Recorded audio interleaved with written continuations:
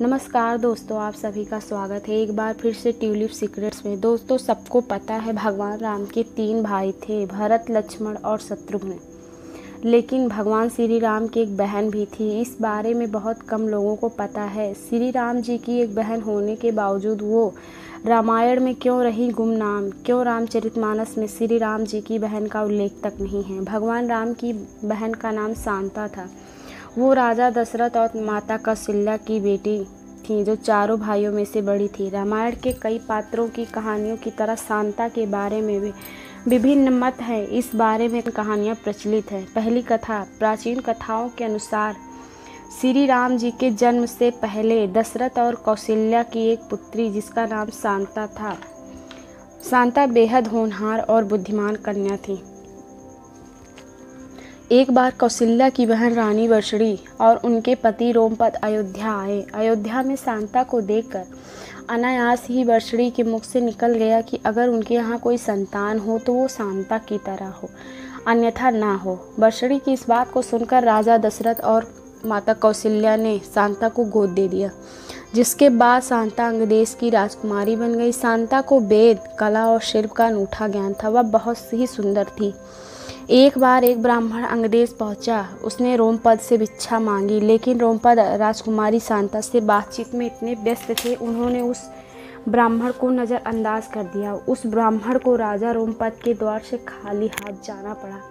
इस बात से इंद्र देवता इतने नाराज हो गए कि उन्होंने अंगदेश में उस समय बारिश नहीं होने दी।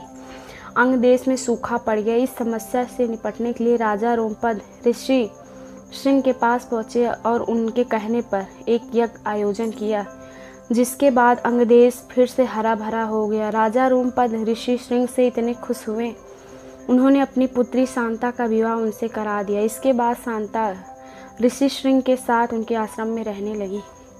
दूसरी कथा है ये कि शांता जब पैदा हुई तब अयोध्या में 12 वर्षों तक अकाल पड़ा।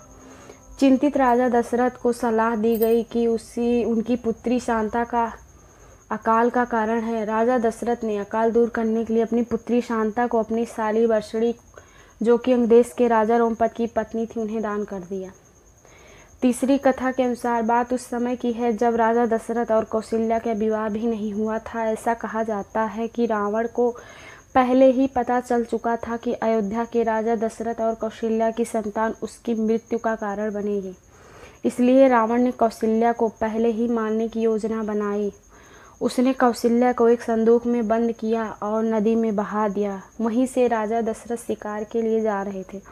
उन्होंने कौशल्या को बचाया और उस समय नारद जी उनका गंधर्व विवाह कराया था।